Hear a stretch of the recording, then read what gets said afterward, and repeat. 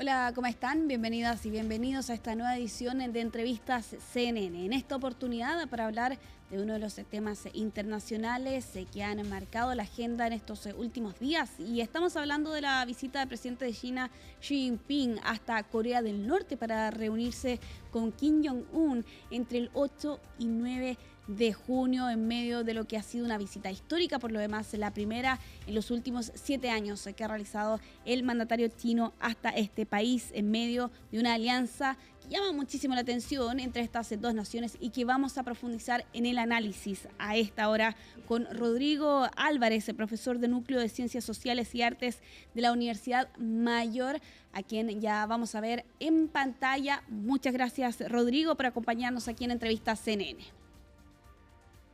Hola Isel, muchas gracias por la invitación. Rodrigo, a tu juicio, ¿qué busca cada país con esta visita, con este encuentro entre Xi Jinping y Kim Jong-un? Bueno, hay una serie de dimensiones que uno puede considerar en esta visita. La primera de ellas es quizás dar cuenta de un concepto que se ha utilizado en distintas fuentes sobre lo que se definiría como una visita rara. Ese ya es un primer elemento.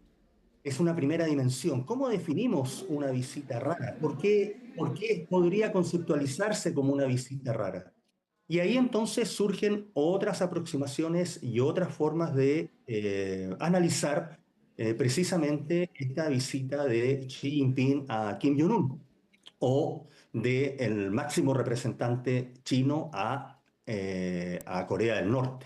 Desde esa perspectiva, entonces, hay otras variables o otras dimensiones, como yo decía. Por ejemplo, lo que está ocurriendo a nivel global. Y ahí entonces podríamos incluso encajar esta visita en un concepto que los chinos están desarrollando ya hace algunos años que se llama la diplomacia de la nueva era.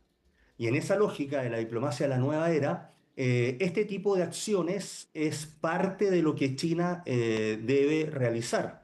Otra dimensión, claramente, es la de carácter de seguridad.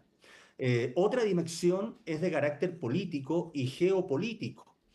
Cada una de ellas tiene sus propios aterrizajes, ¿no? Como por ejemplo, en el caso de la seguridad, no olvidemos que Corea del Norte es de alguna u otra manera un país que para China es muy importante en tanto cuanto tiene, tiene la ubicación para efectivamente funcionar como un tapón, ¿no? Mm. Es decir, tenemos a Occidente que avanza y que China requiere tener ahí a un aliado, porque si no, de otra manera, tendrías a Occidente en su frontera. Rodrigo. En una época, dime, te Sí, escucho. en esa misma línea, ¿será que aquí China busca reafirmar también su influencia sobre esta nación, teniendo en cuenta también la cercanía que ha tenido con Rusia el régimen de Kim Jong-un? Lo hemos visto en acciones, por ejemplo, de la guerra, ¿no? También hay algunas visitas en estos últimos años. Sin duda, porque obviamente lo que tenemos ahí es una forma de actuar de Corea del Norte que ha avanzado mucho, o mejor dicho, se ha aproximado mucho a Rusia, rompiendo lo que históricamente se entiende en la región como un balance de las relaciones diplomáticas entre los tres. Y en ese sentido, China, efectivamente, como lo estás dando a conocer, ¿cierto? China también tenía que retomar parte de la agenda, y esa agenda es muy importante también porque se cruza al mismo tiempo con todo lo que tiene que ver con los procesos de no proliferación o desnuclearización de la península. Y de esa perspectiva, entonces, no hay que olvidar que claramente ninguno de los que estamos acá tenemos la información de todas las conversaciones que habrá tenido Xi Jinping y Donald Trump en su momento, en la última reunión, pero sin duda que la temática de la no proliferación nuclear o la desnuclearización, porque ahí hay dos conceptos importantes que hay que retomar. En el caso de la no proliferación, ya podemos decir que Corea del Norte es un proliferante, es decir, pertenece al grupo de los países que posee armamento nuclear. Por lo tanto, la etapa que hoy se podría desarrollar es precisamente la de la desnuclearización, dado que Corea del Norte ya tiene armamento nuclear. Y ahí surge otro elemento muy interesante a mencionar, que es, por ejemplo, el hecho de que previo al viaje de Xi Jinping, ya la hermana de Kim Jong-un hace referencia a que esa temática no está sobre la mesa. Y eso conlleva a otra situación y a otro nivel de actor nuclear. Es decir, si China calla finalmente sobre el hecho que Corea del Norte sea un país nuclearizado en términos de armamento nuclear, entonces podríamos estar entrando a una etapa muy compleja de reconocimiento de Corea del Norte finalmente como un actor nuclear. Sí, y en ese sentido, precisamente ante uno de los grandes temas, ¿no?, que generan bastante curiosidad, también bastante temor respecto de las capacidades nucleares que tiene Corea del Norte, es que China teme de ese arsenal en el que ha estado trabajando el régimen norcoreano en este último tiempo, cómo el tema de la seguridad también allí influye en la percepción que tiene China sobre el régimen y particularmente respecto de su acceso nuclear. Lo que pasa que en ese sentido, por eso es tan importante la diferencia entre un proliferante y un país nuclearizado, ¿no? En relación a tu pregunta, si tomamos esto como dato, como antecedente, entonces podríamos cruzar la situación en la relación de China con Japón y en la relación de China con Corea del Sur.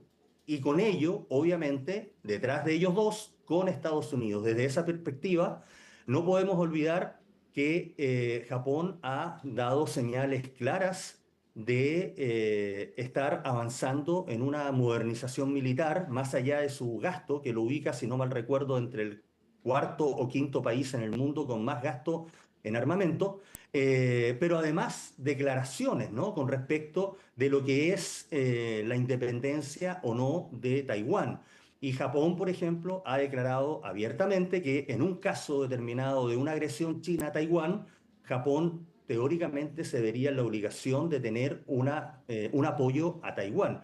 Y, paralelamente, acaba de aparecer hace 2 o 3 semanas atrás una información relacionada con las intenciones de Corea del Sur, producto de todo esto que se va cambiando el escenario en la región, de concretar un proyecto de submarino con propulsión nuclear, lo cual obviamente genera también ahí una tensión entre estos cuatro países, ¿no? Y modifica obviamente el balance de poder en la región, empujando obviamente la preocupación de China y no por ello, además, la preocupación de Japón, la preocupación de Corea del Sur y claramente qué es lo que sucede con Kim Jong-un y la dinastía Kim.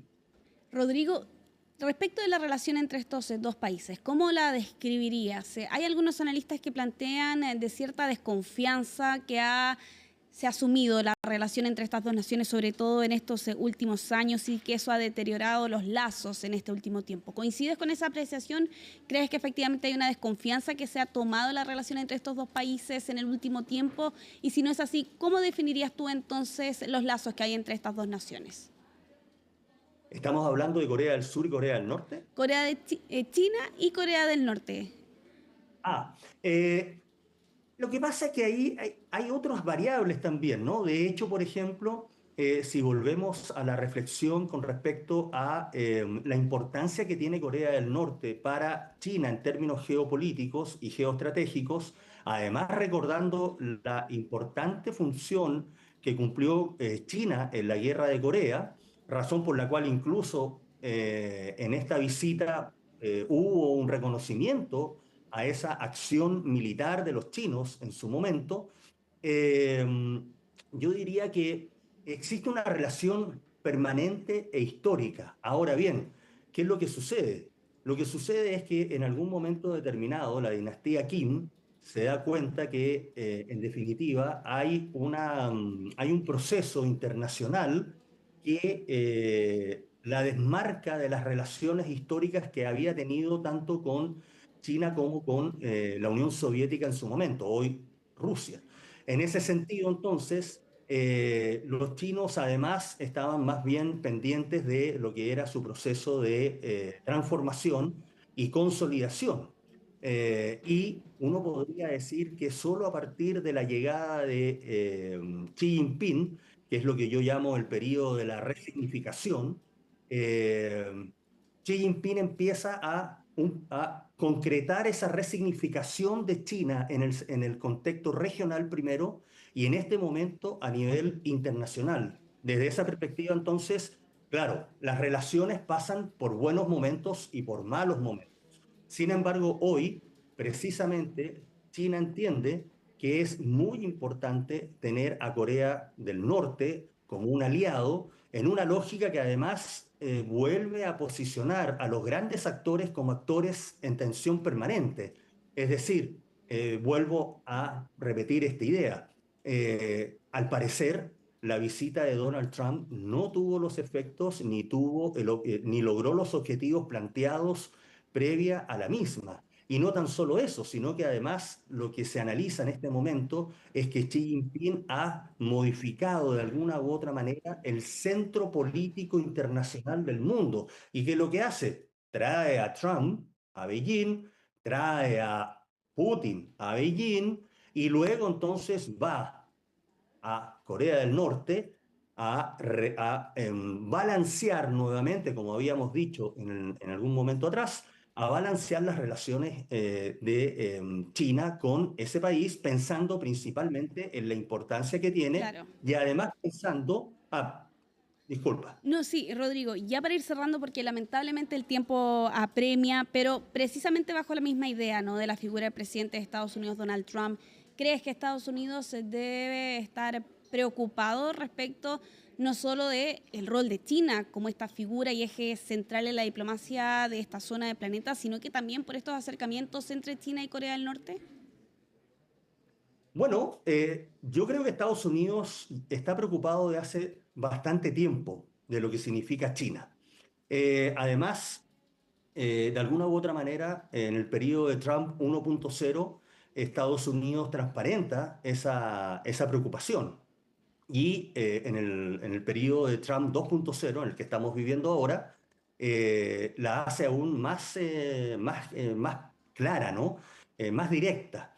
Es cierto, los dos se necesitan en términos económicos, pero como sabemos también en el sistema internacional las famosas cuerdas separadas, las cuales no necesariamente siempre van a estar separadas, la económica de la política, es importante. Ahora, en términos de Corea del Norte, yo creo que lo que vamos a ver es un proceso, a no ser que ocurra algo muy extraño, un proceso de consolidación de Corea del Norte como un actor nuclear, Mm. porque en definitiva, finalmente los procesos iniciales para intentar la no proliferación, que es la primera etapa, ¿cierto? No dieron resultado. Y hoy por hoy, a no ser que haya una muy buena oferta de China a Corea del Norte, que yo lo veo difícil, porque Corea del Norte al parecer tiene esta impronta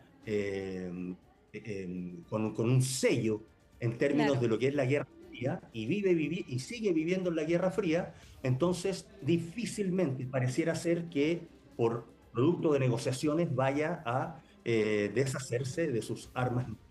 Por eso es tan importante también mirar de cerca lo que está ocurriendo en Asia y sobre todo el rol y la influencia que tiene China sobre otros países, en este caso, por ejemplo, Corea del Norte. Muchas gracias, Rodrigo Álvarez, profesor de Núcleo de Ciencias Sociales y Artes de la Universidad Mayor, por este completo análisis en medio de esta visita y este viaje que realizó el presidente de China hasta Corea del Norte. Que estés muy bien, muchas gracias. A ustedes quedo a su disposición. Que estén muy bien. Que estés muy bien. Muchas gracias a ustedes también por acompañarnos aquí en Entrevistas CNN. Continúe la sintonía de nuestro canal. Que esté muy bien.